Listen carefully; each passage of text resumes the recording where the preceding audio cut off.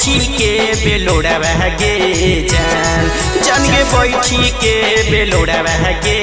जान पिया घरे जैभी सोनामा आगे बैठी के बेलोड़ा बहगे जान जान गे बैठी के बेलोड़ा बहगे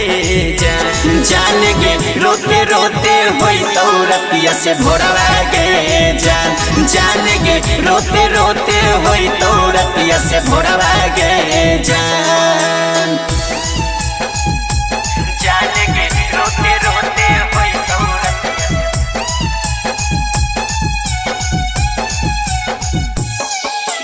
मिक्स बाय संजीव साजन।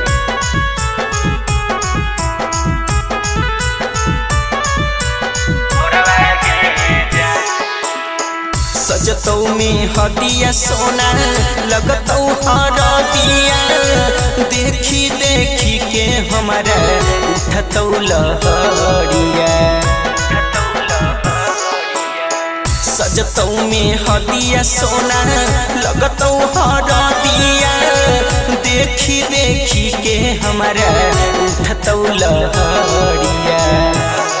अगे पिया बना में सजई भी अगे मोंगिया में से नूरा बहगे जान जान गे मोंगिया में से नूरा बहगे जान जान गे रोते रोते होई तो रतिया से भोरा बहगे जान जान गे रोते रोते होई तो रतिया से भोरा बहगे जान जान गे रोते रोते होई तो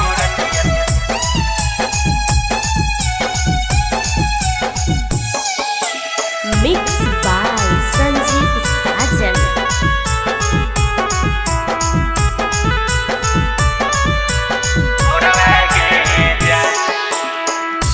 के हमसे मिले अतई नदिया किनारा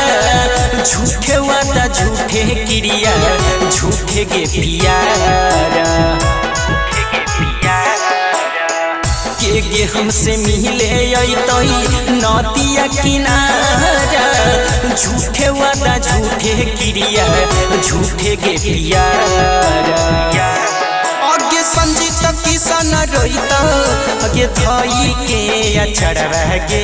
जान जान गे थई के अछड़ा बहगे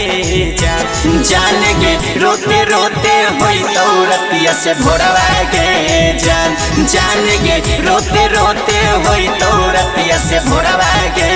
जान। अनोखा digital recording studio Alamnagar Madhepura.